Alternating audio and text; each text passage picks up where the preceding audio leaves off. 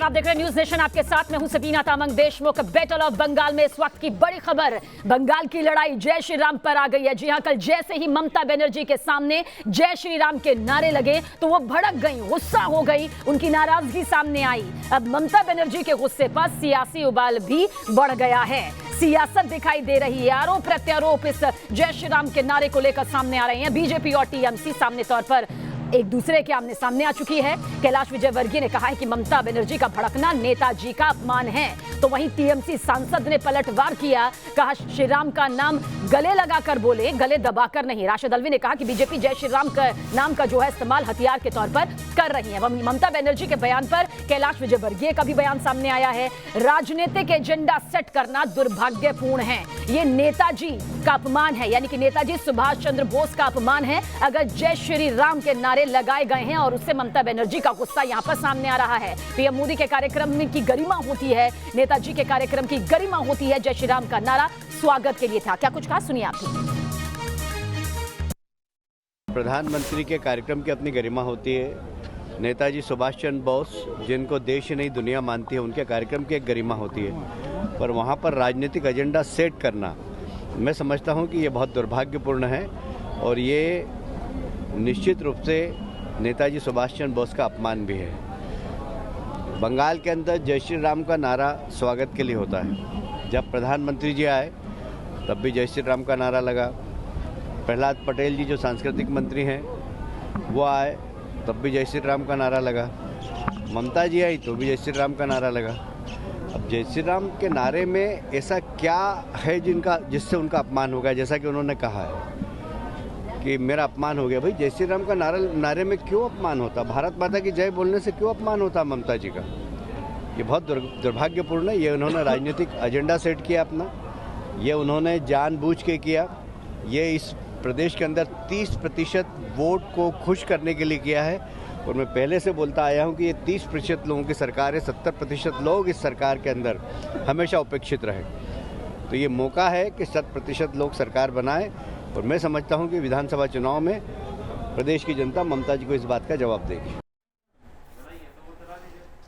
तो जय श्री राम का नारा आखिर अपमान कैसे हो सकता है? क्या इसमें वाकई सियासत हो रही है? इतना गुस्सा आखिर क्यों सामने आया? दो खास मेहमान इस वक्त हमारे साथ मौजूद हैं। इंट्रोडक्शन आप दोनों का करवाना चाहेंगे। प्रियंका टिब्रेवाल जी हमारे साथ मौजूद हैं, आप बीजेपी के नेता हैं। वहीं पर बादल देवनाथ जी हमारे साथ मौजूद हैं, आप टीएमसी के नेता हैं। आप दोनों का ही बहुत बहुत स्वागत है। इस सियासी मुद्दे पर चर्चा आप दोनों से ही करेंगे, लेकिन बंगाल में जय श्री राम पर आखिर कैसे संग्राम हुआ, इस पर हम बात करने जा रहे हैं, और हमारे बीजेपी और टीएमसी के नेता इसमें हमारे साथ मौजूद है। लेकिन पहले आपको दिखाते हैं कि कल आखिर क्या हुआ, कैसे पश्चिम बंगाल की सीएम ममता बनर्जी भड़क गई जय श्री राम के नारे लगने के बाद।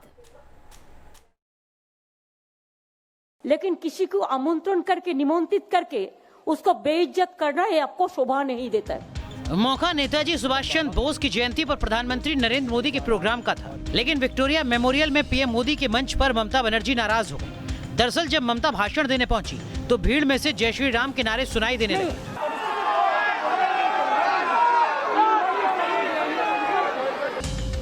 इसके बाद ममता भड़क गई और भाषण दिए बगैर ही लौट आई।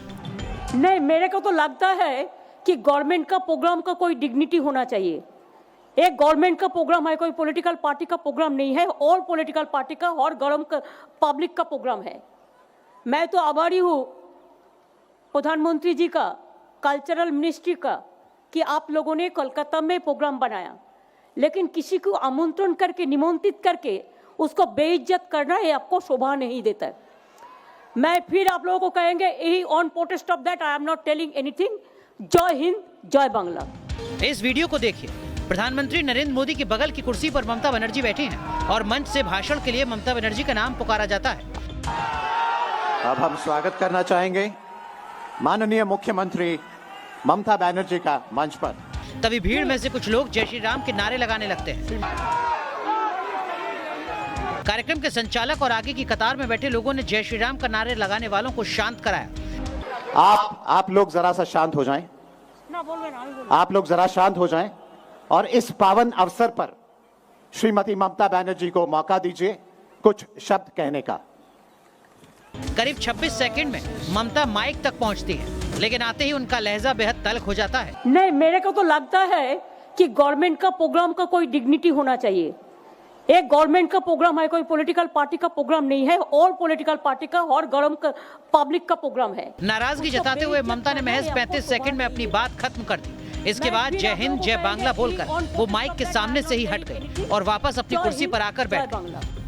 प्रधानमंत्री नरेंद्र मोदी नेताजी के 125वीं जयंती पर कोलकाता पहुंचे और प्रोटोकॉल के तहत मुख्यमंत्री ममता बनर्जी उनके साथ मौजूद थी।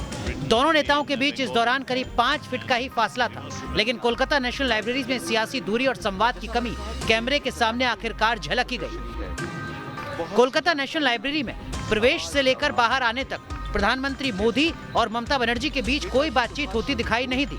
दोनों ही नेता एक दूसरे से ज्यादा दूर भी नहीं खड़े थे। बावजूद इसके उनके बीच बातचीत की कौन कहे, दोनों ने एक दूसरे से नजरें तक नहीं मिलाई। बाद में पीएम मोदी विक्टोरिया मेमोरियल में आयोजित पराक्रम दिवस को संबोधित करने पहुंचे और यहां उन्होंने नेताजी की स्मृति में सिक्का और डाक टिकट जारी किया। बंगाल की सीएम ममता बनर्जी भी प्रधानमंत्री के साथ यहां मौजूद रहीं, लेकिन साथ बैठने के बावजूद दोनों के बीच बातचीत नहीं हुई और फिर जब ममता को भाषण देने के लिए बुलाया गया तो जय श्री राम के नारे से वो आग बबूला हो गई। मैं तो आभारी हूँ प्रधानमंत्री जी का, कल्चरल मिनिस्ट्री का, कि आप लोगों ने कोलकाता में प्रोग्राम बनाया, लेकिन किसी को आमंत्रण करके, निमंत्रित करके उसको बेइज्जत करना ये आपको शोभा नहीं देता है। मैं फिर आप लोगों को कहेंगे, यही on protest of that I am not telling anything. जय हिंद जय बांग्ला। बीजेपी अब इसे बांग्ला आदर्शों का अपमान बता रही है। नहीं, मुझे समझ में नहीं आता जय श्री राम में ऐसी क्या बुराई है और ममता जी क्यों चिढ़ती है जय श्री राम से।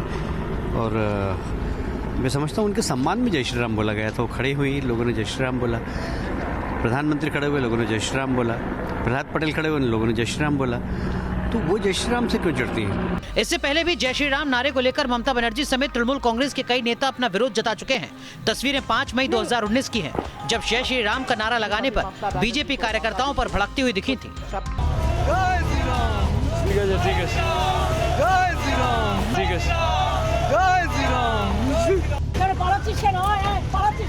हालांकि ममता की इस नाराजगी पर प्रधानमंत्री ने अपने संबोधन में कोई प्रतिक्रिया नहीं दी। नेताजी को याद करते हुए उन्होंने कहा, नेताजी के नाम से ऊर्जा मिलती है, अब उनका कर्ज चुका नहीं सकते। मैं आज नेताजी सुभाष चंद्र बोस के चरणों में अपना शीश झुकाता हूं, उन्हें नमन करता हूं और नमन करता हूं उस मां को, प्रभा देवी जी को, जिन्होंने नेताजी को जन्म दिया। पीएम मोदी ने ऐलान किया कि 23 जनवरी के दिन को पराक्रम दिवस के तौर पर मनाया जाएगा। तो वहीं ये भी कहा कि जिस भारत की कल्पना नेताजी ने की थी, एलएसी से लेकर एलओसी तक भारत का यही अवतार दुनिया देख रही है। Team news nation. और दोनों खास मेहमान इस वक्त हमारे साथ मौजूद है। शुरुआत आपसे करेंगे बादल देवनाथ जी, क्योंकि पश्चिम बंगाल में इस वक्त आप ही की पार्टी की सत्ता है। बहुत सीधा सवाल पूछ रही हूं, इसलिए जवाब भी मैं चाहूंगी कि बहुत सीधा और स्पष्ट आप दें। आखिर जय श्री राम के नारे से बेइज्जती कैसे हो सकती है? गवर्नमेंट के प्रोग्राम की डिग्निटी कैसे खत्म हो सकती है? सबीना मैडम, पहले आपको मैं रिक्वेस्ट करूंगा आप एक बार जय श्री राम बोल दीजिए। तो एक बार आप जय श्री राम बोलिए तो ठीक होगा। तो दूसरा बात है, रविंद्रनाथ टैगोर ने देश स्वाधीनता के समय में उस टाइम में नेताजी को देश नायक उपाधि दिया था। रविंद्रनाथ टैगोर ने 23 जनवरी नेताजी का 125 जन्म जयंती पर मोदी जी का जो कार्यक्रम बंगाल में था, हम सब उनको स्वागत किया था और हम सब पूरे बंगाल के सेंटिमेंट, पूरे देश के सेंटिमेंट है नेताजी का जन्म जयंती को एक नेशनल हॉलीडे छुट्टी घोषित किया जाए और देश नायक या देश प्रेम दिवस घोषित किया जाए। लेकिन आज तक 70 साल हो गया, ना कांग्रेस गवर्नमेंट ना भाजपा गवर्नमेंट में देश नायक और देश प्रेम घोषित नहीं। बादल देवनाथ जी, मुझे लगता है या तो आप मेरा सवाल समझे नहीं है या समझने के बाद इस सवाल को नजरअंदाज कर रहे हैं। नहीं, आप अपनी बात रखिए, मैं आपको आपकी बात रखने से मना नहीं कर रही हूँ। जय श्री राम के नारे से बेइज्जती कैसे होती है? अगर किसी के आने पर, अगर किसी सीएम के सामने आने पर जय श्री राम का नारा लग रहा है, तो क्यों सम्मान में ना लेकर इसे अपमान में लिया गया? कुछ तो वजह होगी ना, वो वजह समझना चाहते हैं। काल जो हुआ, घटना जो हुआ, ममता बनर्जी को लास्ट में जब निमंत्रण किया, इनवाइट किया गया था, ममता बनर्जी ने उनका रैली को खत्म करके उसका प्रोग्राम में किया और जब ममता बनर्जी को अनाउंसर ने जब बुलाया था, उस टाइम वो आपने पहले देखा नहीं, सब मिलकर कह रहे थे जो डेलीगेट वहां पर थे, जो गेस्ट थे, वो उनको कार्ड मिला था, सेंट्रल गवर्नमेंट से कार्ड मिला था, वही फिर भटक गए आप बादल जी, फिर आप भटक गए। नहीं, आप फिर भटक गए। मैं आपको वक्त दे रही हूँ, आप सोचिए, अपने सवाल का जवाब सोचिए। नहीं बादल जी सुनिए, हमें यहाँ पर कोई भाषण तो चाहिए नहीं, हमें यहाँ तो सीधा जवाब चाहिए आपसे कि जय श्री राम का नारा आखिर बेइज्जती कैसे हो जाता है, डिग्निटी कैसे खत्म हो जाती है, आत्मसम्मान पर चोट कैसे लग जाती है। नहीं, आप सोचिए, आपके पास वक्त 1 मिनट का वक्त है, आप सोचिए। प्रियंका जी के पास आऊंगी ना, मैं प्रियंका जी से जवाब ले लेती हूँ, आप सोचिए ना। नहीं, सवाल का जवाब आप सोचिए, कुछ भी मत बोलिए, आपसे सवाल का आप सोचिए कि आखिर जय श्री राम के नारे से अपमान कैसे हो जाता है। पहले ले लीजिए प्रियंका जी, टीएमसी साफ तौर पर यही कह रही है कि ये बीजेपी की एक सोची समझी साजिश है अपमानित करने के लिए, कि सीएम ममता बनर्जी आती है, उनके आते ही जय श्री राम के नारे यहां पर लगने शुरू हो जाते हैं, उन्हें अपने मुस्लिम वोटर्स के छिटकने का कहीं डर हो जाता है। ये तमाम बातें अब बीजेपी की तरफ से सामने आ रही हैं। क्या ये वाकई आपको लगता है कि एक अपमान करने वाली तस्वीर रही है?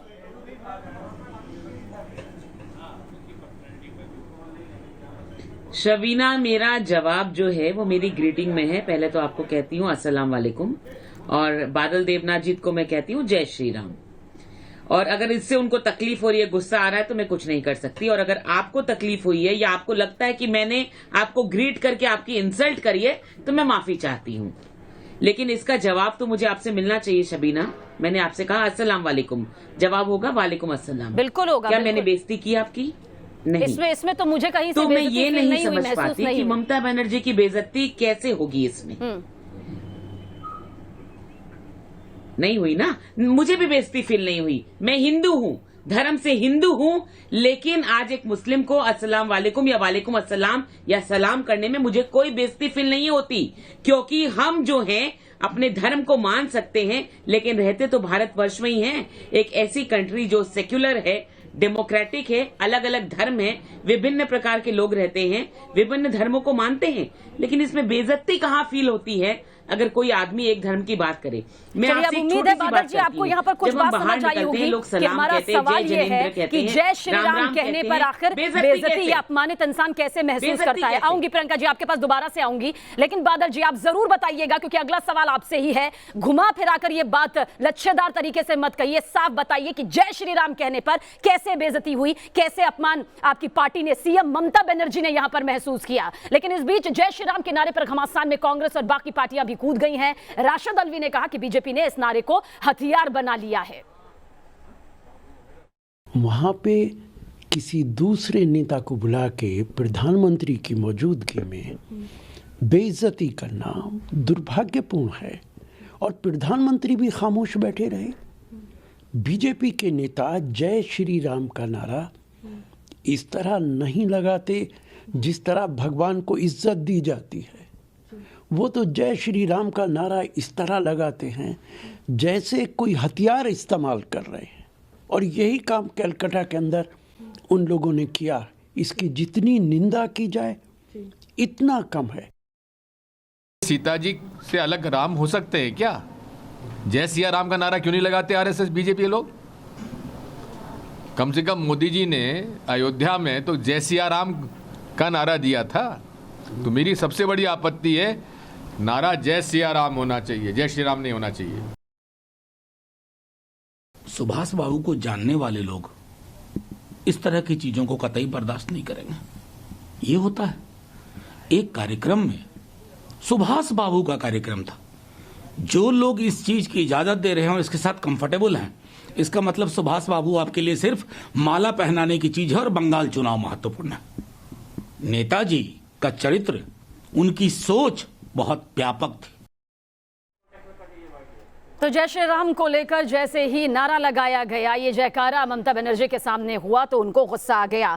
बादल जी, एक पहला सवाल जो आपसे लिया, उसके बाद प्रियंका जी को भी आपने यहाँ पर सुना, तमाम रिएक्शंस भी यहाँ पर सामने आ रहे हैं। बस सवाल यही है जो पहला था, जय श्री राम के नारे से आखिर ममता बनर्जी को अपमान क्यों महसूस हुआ? कोई अपशब्द तो नहीं कहे, कोई गालियां वहां से नहीं दी गई, कोई चले जाओ यहाँ वहां से नहीं कहा गया, उन्हें उनकी बात कहने का मौका भी दिया जा रहा था। फिर इतना गुस्सा जय श्री राम से क्यों?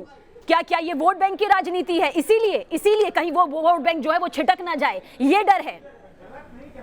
फिर से मैं अनुरोध करूंगा आपको, मुझे 50 सेकंड टाइम दीजिए।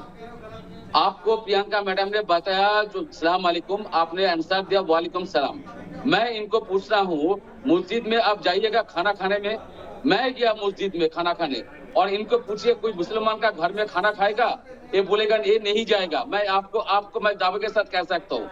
और एक आंसर है, हम सब हिंदुस्तान बच्चों सबको लेके मैं चलता हूँ। नहीं तो जवाब साथ साथ में दे देती है प्रियंका जी। प्रियंका जी जो सवाल यहाँ पर पूछ रहे हैं खाना खाने को लेकर, हालांकि क्या ये सवाल है, जवाब कुछ और मिल रहा है, सवाल यहाँ पर कुछ और है। 50 सेकंड सुनिए सर आप पूरा ले लीजिए बादल जी, मैं तो कह रही हूँ पूरा शो आप लीजिए, जो सवाल पूछा जा रहा है उसका जवाब दीजिए। ठीक 10 कदम पर मस्जिद है। आप ऐसा सुनना नहीं चाहते तो मैं चल रहा हूँ। मैं बादल जी जो सवाल पूछा है वो तो जवाब दीजिए ना। क्या जय श्री राम का नारा अपमानित करने वाला नारा है, ये तो बता दीजिए। हाँ ना तो बोल दीजिए बादल जी सिर्फ इतना बता दीजिए। बादल जी मेरी बात सुनिए, मेरी बात सुनिए, आप सिर्फ इतना बता दीजिए जय श्री राम का नारा अपमानित करने वाला नारा है, हाँ या ना, सिर्फ इतना बता दीजिए ना। आप कहेंगे हाँ तो जवाब मिल जाएगा, ना कहेंगे तो जवाब मिल जाएगा। नहीं, जब एक नेशनल चैनल में जब बैठूंगा तो मैं डिस्कस जरूर करूंगा। एक लाइन में आप अपनी सारी बात कहिए। नहीं तो सवाल तो मैं आपसे बोलूंगी एक, मैं आपसे बोलूंगी 2 और 2 कितने होते हैं, आप 2 और 4 का जवाब देंगे, उसका तो कोई मायने नहीं है ना। नहीं बादल जी आप समझिए, जो सवाल पूछा है कम से कम वो तो जनता तक जाना चाहिए ना। आज देश की जनता जानना चाहती है, आज देश की जनता जानना चाहती है कि आखिर सीएम ममता बनर्जी को जय श्री राम के नारे से गुस्सा क्यों आया। आप इस सवाल का जवाब दीजिए। 2 मिनट लीजिए, 10 मिनट लीजिए, जवाब तो दीजिए। मैं आप खुद बोलते रहेंगे तो मैं मेरा क्योंकि आपका जवाब आता नहीं है, वो जो जवाब आपसे पूछा जा रहा है। जवाब आता है, मैं आपको पहले जी दीजिए आपके पास 1 मिनट है, जवाब दीजिए। देखते हैं आपका जवाब आता है नहीं आता। 1 मिनट जवाब दीजिए। 50 सेकंड टाइम दीजिए। 50 सेकंड 10 सेकंड और दिए। मैं 3 सीनियर लीडर पूरे बंगाल पूरे देश जय हम सब कहते हैं, आप सब कहिए जय सिया राम। आगे 3 सीनियर लीडर विरोधी दल कांग्रेस का है, वो आपको बताया, अभी सुनाया आपने, जो जय सिया राम बोलिए, जय आप सिखाएंगे क्या कहना है, आप सिखाएंगे क्या कहना है। जो वोट के लिए धर्म परिवर्तन करते आप सिखाएंगे, आपसे सीखेंगे। बादल जी बेचैन मत होइए, आपकी बेचैनी यहाँ पर साफ दिखाई दे रही है। आप बेचैन मत होइए, सवाल आपसे यहाँ पर पूछा है वो जवाब यहाँ पर दीजिए। प्रियंका जी यहाँ पर कहना सीधे तौर पर अब कांग्रेस का भी सामने आ रहा है, टीएमसी नेता भी सामने बैठे हुए हैं। जय श्री राम ही क्यों, जय सिया राम कहिए, राधे कृष्ण कहिए, क्या जय श्री राम को हथियार बना लिया बीजेपी ने? क्या बीजेपी ने हथियार बना लिया? प्रियंका जी बोलिए, हथियार बना लिया क्या? देखिए, जो लोग राम को मन में लेकर के घूमते हैं, मर्यादा पुरुषोत्तम राम, जो राम को अपने हृदय में बसाते हैं, वो हथियार नहीं उठाते। राम कितने मर्यादा पुरुषोत्तम थे आपको पता है कि सीता जी का हरण हो जाने के बावजूद भी उन्होंने धर्म का रास्ता नहीं छोड़ा। हम भी हथियार उठाने में विश्वास नहीं रखते। चलिए, बीजेपी कहती है कि ये हथियार नहीं है, टीएमसी कहती है कि ये हथियार है। हालांकि बादल जी आपसे जो सवाल शुरुआत से लेकर अब तक पूछा, आपने जवाब के तौर पर बहुत सारे जवाब दिए, लेकिन जय श्री राम के नारे से ममता बनर्जी को मिर्ची क्यों लगी, उन्हें गुस्सा क्यों आया, उन्हें अपमानित क्यों महसूस हुआ, इस सवाल का जवाब नहीं मिला। फिलहाल इस बातचीत के लिए बहुत बहुत शुक्रिया आप दोनों ही खास मेहमानों का अपना वक्त देने के लिए। तो श्री राम से दूरी क्या सियासी मजबूरी यहाँ पर सामने आ रही है, बैटल ऑफ बंगाल में चर्चा का विषय आज यही था। आगे भी खबरों का सिलसिला यहाँ पर जारी है। बैटल ऑफ बंगाल में लगातार आपको बताएंगे कि पश्चिम बंगाल की सियासत से जुड़ी क्या कुछ खबर सामने आ रही है।